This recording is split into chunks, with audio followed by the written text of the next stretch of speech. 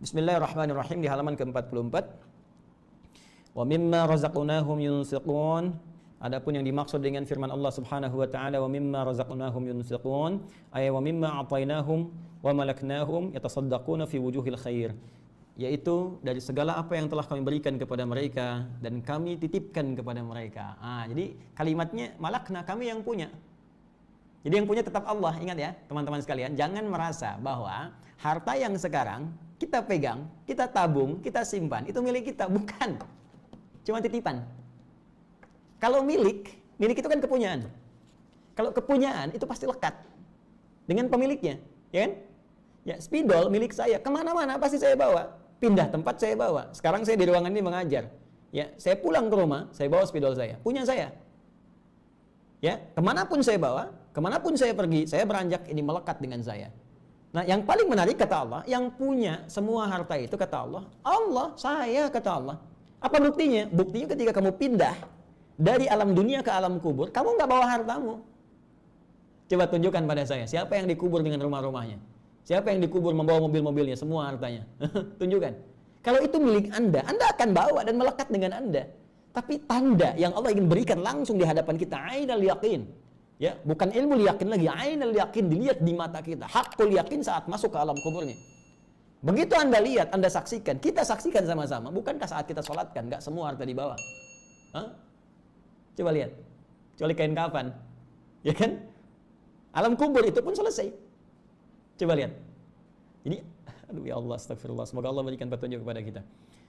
Orang-orang yang terjebak dengan kehidupan dunia, berangkat gelap, pulang gelap, hanya untuk mengumpulkan harta benda saja. Kalau nggak terarah harta itu, kalau nggak benar penggunaannya, rugi.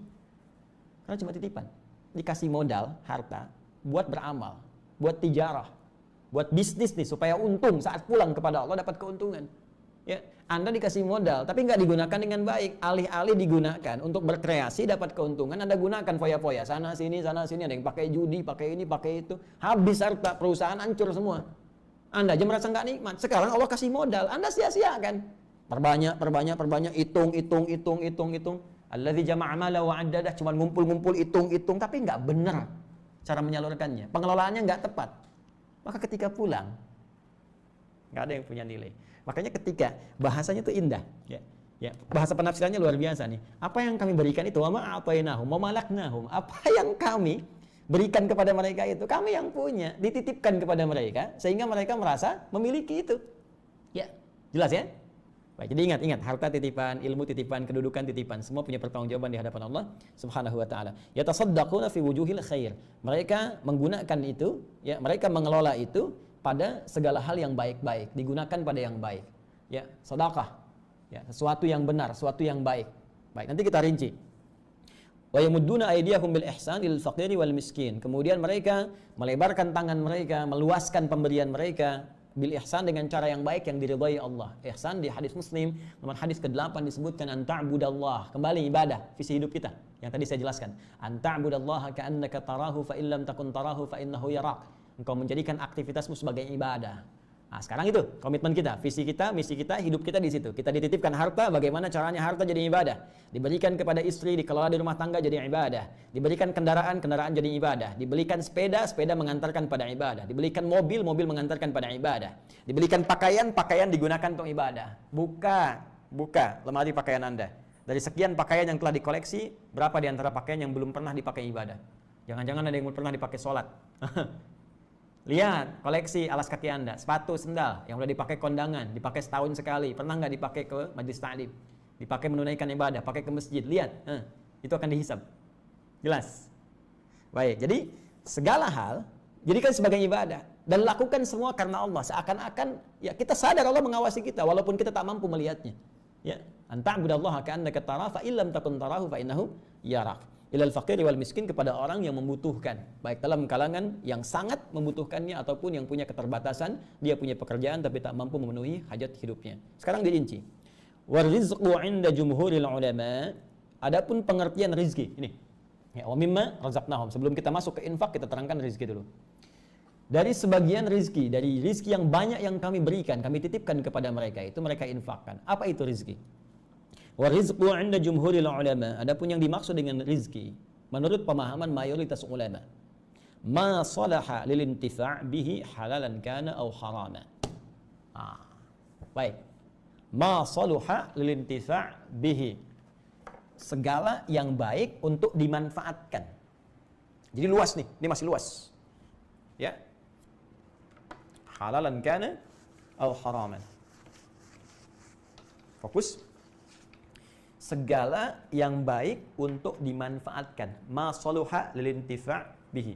Jadi maknya kembali ke tadi saya terangkan, ma ini menunjukkan aspek yang luas, banyak, banyak. Jadi kalau kita bicara tentang rizki, pemaknaan rizki itu masih luas, banyak maknanya. Kalau rizki ya, masih luas. Awas, nanti beda dengan infak. Awas, hati-hati. Rizki itu sifatnya luas. Ada yang sifatnya materi, yang berwujud. Ya, bisa dipegang, kan? Ya, bisa digunakan beraktivitas, bisa dikreasikan. Di sini kita tuliskan uang, nah, itu rizki. Makanan, itu rizki. Ya, pakaian, itu rizki. Sandang, pangan, papan, itu rizki. Ada yang sifatnya wujudnya tak terlihat langsung, tapi terasa. Bagian yang bermanfaat dalam kehidupan kita. Tadi, masaluhal lintifa, hal yang sangat bermanfaat. Ya, hal yang baik yang bisa dimanfaatkan. Apa diantara yang wujudnya immateri? Ya, tak tampak langsung, bisa kita pegang, wujudnya nyata, bisa kita kreasikan misalnya. Apa diantaranya? Kesehatan, itu rizki. Kebahagiaan, itu rizki. Ya. Tuh. Kaya, itu penting, itu rizki. Tapi bahagia pun, itu penting. Coba, pilih mana? Pilih mana? Kaya, tapi gelisah, atau miskin tapi tenang? Kalian yang kameramen nih, pilih mana? Kaya tapi gelisah atau miskin tapi tenang, bahagia? Yakin saya kaya tapi bahagia. Berarti bahagia itu penting, bahagia itu rezeki. Tuh, sampai bersin tuh. Baik, alhamdulillah.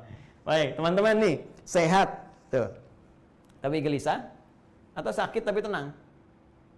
Ya tenang itu rezeki. Sehat itu rizki, makanya pengen sehat dan tenang, sehat, bahagia. Ini rizki, keturunan rizki, keturunan. Ya, makanya Nabi Zakaria alaihissalam cukup, pakaian cukup, makanan cukup, keturunan belum ada, minta sama Allah Subhanahu wa Ta'ala. Begitu melihat Maryam, ya, mendapatkan rizki dari Allah berupa yang pakaian, berupa makanan, khususnya makanan, kebutuhan-kebutuhannya di Ali Imran ayat 37 itu. Ya, fataqabbalaha rabbuha biqabulin hasanin wa ambataha nabatan hasana wa kaffalaha Zakaria kullama dakhala 'alaiha Zakaria al-mihrab wajada 'indaha rizqa qala ya Maryam anna laki hadha qalat huwa min 'indillah innallaha yarzuqu man yasha' bighairi hisab. Ya, pamannya setiap kali mengantarkan kebutuhan ada semua rezekinya, disebutkan rezekinya berupa makanan, berupa kebutuhan Maryam, ada yang materi. Tapi ketika bertanya dari mana semua ini, jawaban Maryam jadi umum, dari Allah. Allah memberikan, ini sifat keumumannya. Sifat keumumannya, keumuman rizki yang saya maksudkan. Innallaha yarzuqu may yasha. Allah akan memberi rizki pada siapapun yang ia kehendaki. Bi ghairi hisab, tanpa batasan. Jadi Nabi Zakaria bertanya khusus rizki terkait dengan yang materi, makanan, pakaian. Ini kan saya antarkan, kau udah ada. Maryam menjawab umum, jangankan makanan paman, jangankan pakaian, rizki yang banyak pun Allah akan berikan dengan mudah pada siapa yang dikehendaki. Maka Nabi Zakaria mengikuti jejaknya Maryam. Bagaimana bisa mendapatkan ini? Saya makanan cukup, pakaian cukup, yang belum ada keturunan. Maka minta sholat tadi mihrabnya itu. Di ayat 38-39 itu kan? Hunalika da'a Zakaria rabbah qala rabbi habli min ladunka dzurriyyatan thayyibah innaka sami'ud du'a. Maka di situ beliau berdoa, ya Allah anugerahkan kepadaku keturunan. Nabi Zakaria mintanya keturunan. Ini keturunan itu rizki. Ya, keturunan rizki. Jadi kalau rizki itu masih luas sifatnya. Nah, dari semua rizki yang diberikan, makanya tadi disebutkannya banyak, ya kan? Ya, masalah walil intifa, yang bisa dimanfaatkan, bisa dikreasikan, bisa digunakan. Kita merasa nyaman dengan itu semua. Itu banyak Allah kasih kepada kita. Teman-teman sekalian, sehat itu rizki. Betapa banyak orang punya banyak harta, tapi nggak sehat misalnya, ya kan? Anda sehat, keturunan baik, di rumah sehat semua, itu rizki. Tapi dari yang banyak itu, nggak semua mesti diinfakkan. Jadi infak itu lebih khusus lagi dari rizki ini, maka muncul amalan instrumen takwanya infak. Dari rizki ini, apa amalannya? Apa instrumen takwanya? Infak. Infak lebih spesifik dari sebagian rizki itu. Kalau kita mau buat tafsir yang umum, dari yang ini yang banyak ini, nggak semua mesti diinfakin. Emang ada orang infak anak? Saya mau infak anak. Nggak mungkin. Ya, saya mau infak istri, nggak ada. Istri bilang saya mau infak suami, saya kesel di rumah, saya infakin aja suami saya, nggak bisa. Ya, saya mau infak kebahagiaan, nggak bisa. Ya, jadi spesifik sifatnya. Jadi dari semua yang banyak ini, apa yang masuk kategori yang bisa diinfakkan? Nah, infak itu khusus pada hal yang sifatnya materi saja, itu pun dengan klasifikasi tertentu. Ya, jelas? Infak. Jadi infak itu sifatnya materi. Jadi nggak ada istilah saya infak kesehatan, infak kebahagiaan, infak ketenangan, nggak ada. Ya. Jadi sifatnya apa? Materi. Ini pun klasifikasinya tertentu saja. Dari materi yang ditetapkan itu, apa yang termasuk klasifikasi yang bisa diinfakkan, yang bisa dikeluarkan sebagai amalan harta yang masuk dari instrumen takwa kita kepada Allah Subhanahu wa taala. Untuk mengetahui itu, kita lihat dulu definisi infak itu seperti apa. Ya. Bismillah. Kita baca lagi. Kita teruskan ya. Jadi mohon izin kita bahas sampai mengerti betul ya, sampai paham betul. Bismillahirrahmanirrahim. Kita lanjutkan. Termasuk ini saya beri catatan. Halalan kana atau haraman. Ya. Jadi kalau rezeki yang banyak tadi bisa kualifikasi yang halal, bisa yang haram. Ya, jadi itu masih masuk rezeki. Masih masuk kategori rezeki. Karena itu ada min di awalnya dari sebagian, maka bagian itu bisa luas. Jangan sampai engkau berinfak dari yang haram. Hati-hati, cek dulu harta kita. Mohon maaf ya, jahiliyah itu sejahiliyah-jahiliyahnya. Bukan jahiliyah, sejahiliyah-jahiliyahnya. Itu saat mereka akan berinfak untuk pembangunan Ka'bah. Ya, renovasi Ka'bah. Itu yang dikeluarkan cuma yang baiknya aja. Sepakat mereka. Jangan keluarkan dari yang jeleknya, keluarkan yang baik-baiknya. Sepakat semuanya itu. Itu sejahiliyah-jahiliyahnya. Nah, kita, Anda, saya yang mengaku sudah keluar dari jahiliyah. Berapa dari sekian harta kita yang baik yang bisa kita keluarkan? Karena itu ada min di situ. Walaupun Anda mendapatkan rezeki, jangan didapatkan dengan cara yang haram. Apalagi rezeki haram dipakai untuk infak. Itu yang keterlaluan. Hasil korupsi, wah biar jadi dapat legalitas dari Allah. Nggak banyak banget dosanya misalnya. Saya pakai infak aja buat bangun madrasah, nggak bisa. Ya, hati-hati. Jelas ya? Baik. Kemudian kita teruskan lagi. Sekarang masuk pada kategori infaknya, ya, kategori infaknya. Wa qala yunfiqun wa anfaqa malahu anfadahu. Wal infaq ikhrajul mal wa infaduhu wa sarfuhu. Adapun yang dimaksud dengan infak itu ikhrajul mal wa infaduhu wa sarfuhu, mengeluarkan harta, baik itu Anda berikan dari sebagian tadi sampai tuntas selesai habis, atau Anda berikan sebagian-sebagian. Nanti teknisnya kita jelaskan. Tapi secara singkat, mengeluarkan harta materi yang sifatnya berharga. Mal itu sesuatu yang berharga. Bisa uang, kan? Ya, bisa kemudian dari hasil pertanian, perkebunan, bisa jadi makanan, ya. Ya, jelas ya? Kita turunkan dulu. Infak, saya mohon izin untuk membahas secara dalam dari segi bahasanya dulu, supaya kita bisa memahami dengan lebih sempurna. Ya. Bismillah.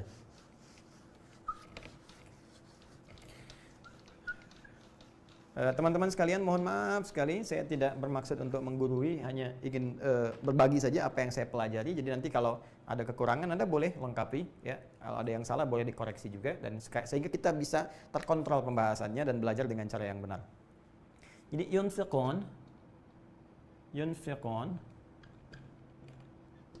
ini bentuk mudhari'. Ya, masih ingat ya? Present, continuous, future.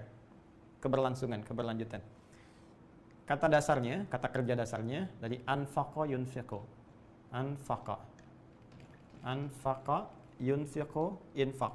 Al-infaq. Infaq. Fokus. Anfaqa telah berinfak. Yunfiqu terus berinfak. Tidak putus. Ya. Yunfiqun banyak yang berinfak. Enggak cuma 1-2 orang, banyak. Semua orang pasti pengen takwa. Nah, karena itu tadi diterangkan, ya, jadi yunfiqun, infak itu ikhrajul mal. Ya, berusaha mengeluarkan dari materi, harta yang dititipkan Allah kepadanya. Ya, apakah itu infak secara langsung? Misal, sebagian saya punya 1 juta, saya pengen keluarkan 100.000. Apakah sifatnya langsung? Atau sorof, sebagian-sebagian. Ya, sorof itu kan tasrif, nggak langsung semua, sebagian-sebagian. Misal, 100.000 bagi 10 hari, 10.000, 10.000, 10.000. Ya, Ramadan kan biasanya begitu, pengen infak 1 juta bagi 10 hari terakhir dengan 100.000, 100.000, 100.000. Ada sebagian yang berpikir demikian. Ada yang di awal udah 1 juta aja, ini infak saya misalnya. Silahkan. Ya, jadi baik dikeluarkan sebagian-sebagian ataukah langsung secara keseluruhan, ya. Itu dari kata anfaqa. Kalau itu continue dikerjakan, maka berubah jadi bentuk mudhari, yunfiqu. Ya, jamaknya yunfiqun pakai un. Jadi instrumen takwa yang ketiga, orang yang naik levelnya dari mukmin menjadi muttaqin adalah orang yang punya agenda infak dalam kehidupannya, yang tak terputus dalam sekali saja. Dia punya visi itu. Oh, saya pengen lah keluarkan dalam sebulan misalnya, saya targetkan gaji saya ada 5 juta. 1 jutanya pengen pakai infak, dibagi 30 hari. Setiap hari begini, begini, begini. Atau dibagi 3. 10 hari pertama, 10 hari kedua, 10 hari ketiga bisa berinfak. Lalu mencari orang-orang yang berhak untuk bisa mendapatkan itu semua. Jelas ya? Tapi continue dilakukan. Ya, itu elemen yang ketiga dari instrumen takwa. Nah, sekarang kita tajamkan supaya benar-benar paham. Anfaqa itu akar kata utamanya dari kata nafaqa gini. Ya, nafaqa. Lalu ditambah dengan hamzah di depannya. Ya. Lalu pindah harokat ke sini, ini mati jadi anfaqa. Fokus, fokus. Nafaqa baik yanfiqu dari wazan jalasa yajlisu atau yanfuqu dari nasara yansuru, tapi yang sering digunakan nafaqa, yanfiqu. Fokus. Kata nafaqa, nafaq pada asalnya punya beberapa makna. Ya. Satu, adz-dzahab, sesuatu yang pergi. Ya, adz-dzahab. Dua, an-nafadz. Ya, sesuatu yang habis, hilang, habis. An-nafadz. An-nafadz. Tiga, ini al-mamar. Terowongan yang dibangun dari tempat masuk sampai ke akhir. Karena itu kalau Anda umrah atau haji, qadarullah tahun ini, ya, insya Allah ada kebaikan yang telah ditetapkan. Tinggal kita arahkan saja pada amalan yang lebih baik, insya Allah. Ya, insya Allah di tahun berikutnya haji bisa dilakukan. Kita berdoa kepada Allah Subhanahu Wa Taala. Demikian yang umrah pula. Nanti kalau Anda haji atau umrah, kan sering lewat terowongan ya di Saudi itu. Ya, saat lontar jumrah ada terowongan Mina, ya kan? Baik. Ya, kemudian saat akan ke Masjidil Haram, di ring 1 ada terowongan Mahbas Al-Jin masuk. Itu terowongan, bahasa Arabnya nafaq, ditulis atasnya nafaq. Ya, nafaq ini. An-nafaq. Baik. Bisa dikatakan mamarrun, ya, mamarrun, tempat lewat terowongan yang dibangun dari jalan masuk sampai dengan jalan keluar. Ini dari bahasa Arabnya. Nah, sekarang perhatikan keindahannya. Bagaimana makna ini sedemikian indah bisa kita dapatkan. Teman-teman sekalian, perhatikan baik-baik. Ketika ini ditambahkan hamzah, jadi anfaqa, yunfiqu, maka ini menunjuk pada sebuah usaha untuk mengeluarkan sesuatu, ya, sehingga yang ada melekat pada kita itu menjadi pergi, ya, pindah dari kita. Jadi kalau saya punya spidol, ya kan, ini melekat pada diri saya ingin berusaha untuk keluarkan supaya tidak ada pada diri saya. Tambahkan hamzah lil izalah untuk menghilangkannya. Ya. Baik, maka saya katakan anfaqtul qalama. Saya menjadikan spidol ini pergi dari saya, keluar, menjauh dari saya. Ini mana pertama. Baik. Karena nggak ada, sudah nggak ada di saya, habis kan? Nggak ada kan pada diri saya? Maka punya mana yang kedua, nafad namanya, habis. Ya. Jadi Masya Allah, kalau Anda mau berinfak, dari bagian yang telah Anda siapkan untuk infak itu jangan ditahan-tahan. Berikan, habiskan. Punya 10 juta, 1 jutanya buat infak. Jangan tahan-tahan lagi, kalau sudah bagiannya infak, ya keluarkan infak. Ya, 100 ribu udah masuk nih buat agenda ke masjid sholat Jumat besok. Ya udah, ketika ada kotak lewat masukin, jangan tahan. Ya, kalau nggak sempat kotaknya lewat, ya setelah selesai Jumat cari kotaknya, masukin, titipin ke DKM masjid. Jangan sampai pulang ke rumah kebawa lagi. Karena harusnya pergi keluar, nafad hilang. Jelas? Baik sebagian-sebagian, terus 1 juta langsung dikeluarkan. Itu sifat infak. Indah kan? Tapi yang paling dahsyat, infak akan membangun terowongan kehidupan bagi kita. Yang akan kita dapatkan hasilnya saat kita kembali kepada Allah Subhanahu Wa Taala. Jadi kalau kita mau makna yang lebih dalam lagi, sebetulnya infak itu adalah terowongan kebaikan untuk mendapatkan cahaya, hasil yang lebih bagus saat kita keluar dari kehidupan dunia menuju alam yang lain di barzakh. Bukankah saat Anda masuk terowongan, teman-teman sekalian, Anda keluar ya dari sini masuk dari sini, bukankah masuk dari satu tempat keluar di tempat berbeda? Perhatikan, infak adalah jembatan, infak adalah terowongan yang akan memindahkan amalan Anda. Terlihat seperti pergi, sesungguhnya dia akan mengantarkan kemudahan Anda untuk masuk ke alam berikutnya dengan pahala-pahala yang telah kemudian disediakan. Tapi seperti bikin terowongan gak mudah, infak pun gak mudah. Tuh lihat, bikin terowongan, gali dulu, gali dulu, gali dulu, sampai Anda bisa mendapatkan jalan keluarnya. Infak juga begitu, mau ngeluarin tuh gak mudah. Ya, coba deh, mau infak 1 juta, bisa nggak? Gak mudah. Kadang gali dulu, 10.000 dulu, ini kan, galinya kecil dulu. Ada yang langsung gali 500.000, ada yang segini, itu kan. Ada yang pengen langsung 1 juta, ya kan?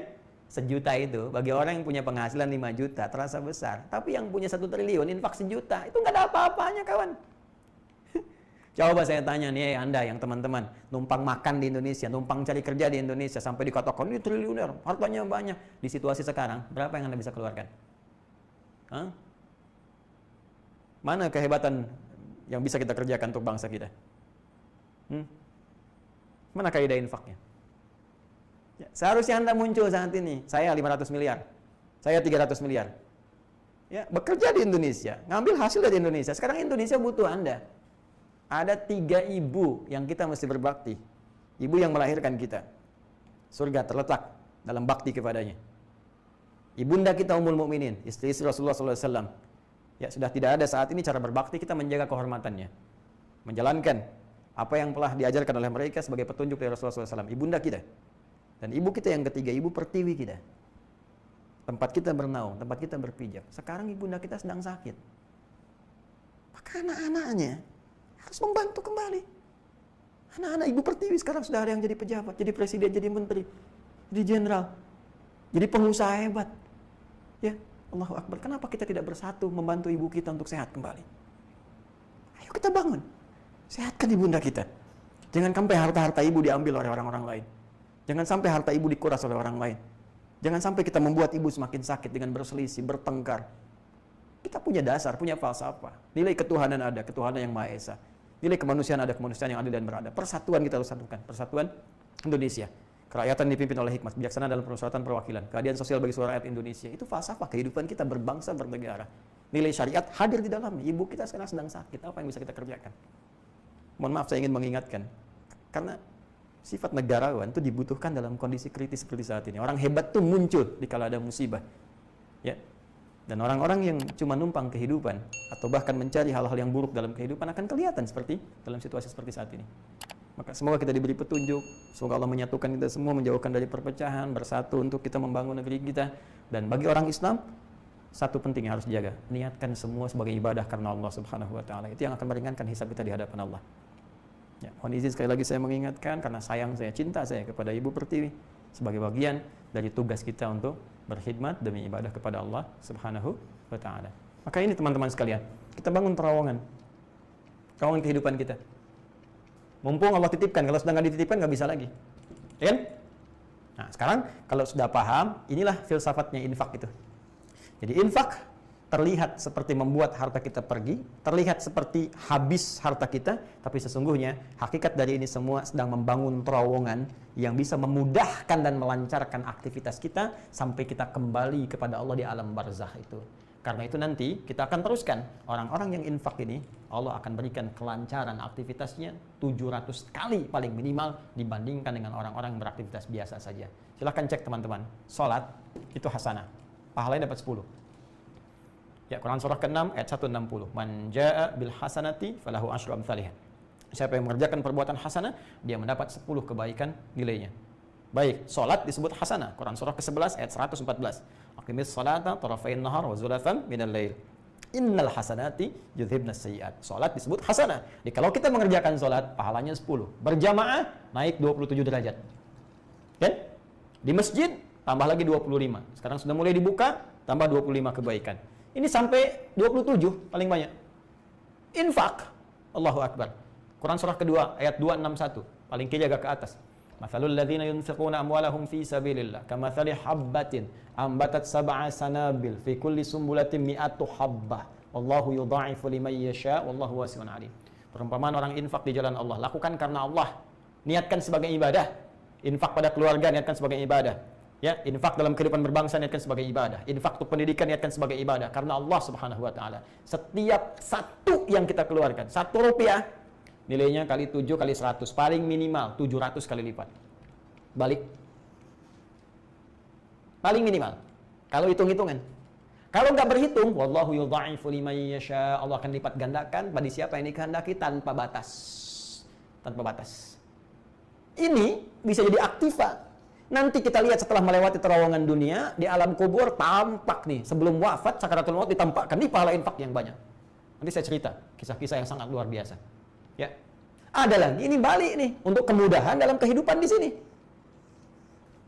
Bisa jadi kesehatan, kelancaran usaha, macam-macam. Yang asetnya kalau dihitung-hitung, nggak akan jauh dari sini, 700 kali. Ya. Bekerja segitu aja gaji misalnya, cuma dijaga, sehat aja. Yang kalau sakit biayanya, segini juga, 700 kali. Tuh, luar biasa. Nah, tapi ini butuh turunan-turunan untuk semakin memotivasi kita. Sekarang pertanyaannya, bagaimana cara berinfak yang benar? Kedua, apa indikatornya infak kita benar sehingga terasa sebagai peningkatan takwa? Yang ketiga, kepada siapa kita mesti berinfak? Kalau agenda infak itu kita bisa siapkan. Dan keempat, bagaimana cara mengeksekusinya infak itu supaya benar ketika kita keluarkan sesuai dengan petunjuk Allah Subhanahu wa taala. Bonusnya yang kelima, ketika kita bisa kerjakan semua itu, apa yang Allah bisa anugerahkan kepada kita dalam kehidupan dunia sebelum kita berpulang kepada Allah Subhanahu wa taala, baik di alam kuburnya sampai di akhiratnya. Itu akan kita bahas dalam pertemuan yang berikutnya.